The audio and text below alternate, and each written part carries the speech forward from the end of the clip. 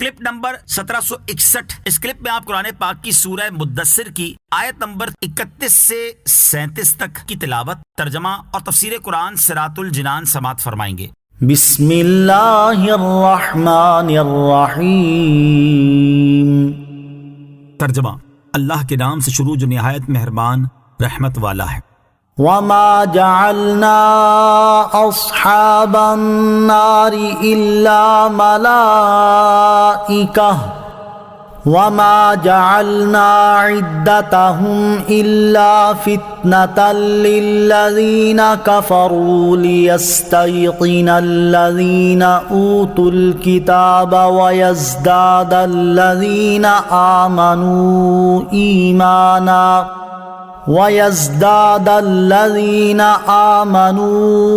ایمانا ولا يرتاب الذين أوتوا الكتاب والمؤمنون وليقول الذين في قلوبهم مرض والكافرون ماذا أراد الله بهذا مثلا كذلك يضل الله من يشاء ويهدي من يشاء وما يعلم جنود ربك إلا هو وما هي إلا ذكرى للبشر۔ ترجمہ: اور ہم نے دوزخ کے داروغے فرشتے ہی بنائے اور ہم نے ان کی یہ گنتی کافروں کی آزمائش کے لیے ہی رکھی، اس لیے کہ کتاب والوں کو یقین ہو جائے اور ایمان والوں کا ایمان بڑھے اور اہل کتاب اور مسلمان شک نہ کریں، اور تاکہ جن کے دلوں میں مرض ہے اور وہ کافر کہیں اس عجیب و غریب بات سے اللہ کی کیا مراد ہے۔ یوں ہی اللہ گمراہ کرتا ہے جسے چاہتا ہے اور ہدایت دیتا ہے جسے چاہتا ہے، اور تمہارے رب کے لشکروں کو اس کے سوا کوئی نہیں جانتا، اور وہ جہنم تو انسان کے لیے نصیحت ہی ہے۔ وما جعلنا اصحاب النار الا ملائکہ،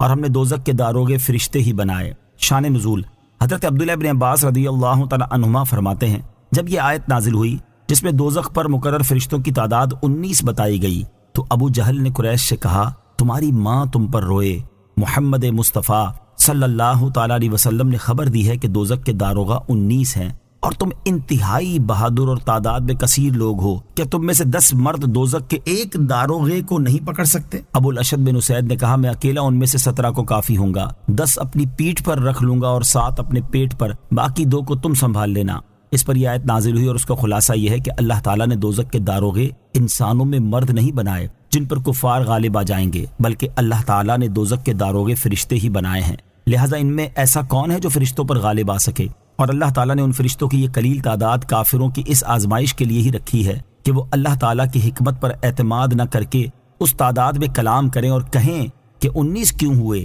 نیز یہ تعداد بیان کرنے میں 4 باتیں اور مقصود ہیں۔ نمبر 1، تورات اور انجیل میں لکھا ہوا تھا دوزخ کے داروغے 19 ہیں، قرآن پاک میں بھی ان کی تعداد بیان کر دی گئی تاکہ یہ تعداد اپنی کتابوں کے موافق دیکھ کر یہودیوں کو حضور اقدس علیہ الصلوۃ والسلام کی صداقت کا یقین حاصل ہو۔ نمبر 2، اہل کتاب میں سے جو لوگ ایمان لائے ہیں ان کا رسول کریم علیہ الصلوۃ والسلام کے ساتھ اعتقاد اور زیادہ ہو جائے، اور وہ یہ بات جان لے کہ حضور انور علیہ الصلوۃ والسلام جو کچھ فرماتے ہیں وہ اللہ تعالیٰ کی وحی ہے، اور اسی لیے وہ سابقہ کتابوں سے مطابقت رکھتی ہے۔ نمبر 3، اہل کتاب اور مسلمان اس گنتی میں شک نہ کریں۔ نمبر 4، جن کے دلوں میں منافقت کا مرض ہے وہ اور کافر کہیں اس عجیب و غریب بات سے اللہ تعالیٰ کی کیا مراد ہے، اور جس طرح اللہ تعالیٰ نے اسے گمراہ کیا جس نے اس تعداد کا انکار کیا، اور اسے ہدایت دی جس نے اس تعداد کی تصدیق کی، اسی طرح اللہ تعالیٰ جسے چاہتا ہے گمراہ کرتا ہے اور جسے چاہتا ہے ہدایت دیتا ہے، اور تمہارے رب عز و جل کے لشکروں کو اس کے سوا کوئی نہیں جانتا، اور وہ یعنی جہنم اور اس کی صفت یا قرآن کی آیات تو انسان کے لیے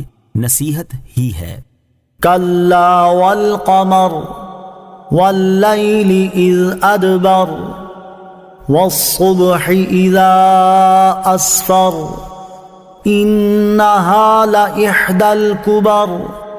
نذيرا للبشر لمن شاء منكم ان يتقدم او يتأخر۔ ترجمہ: خبردار، چاند کی قسم اور رات کی جب پیٹ پھیرے اور صبح کی جب وہ خوب روشن ہو جائے، بے شک دوزخ بہت بڑی چیزوں میں سے ایک چیز ہے، آدمیوں کو ڈرانے والی ہے، اسے جو تم میں سے آگے بڑھنا چاہے یا پیچھے ہٹنا چاہے۔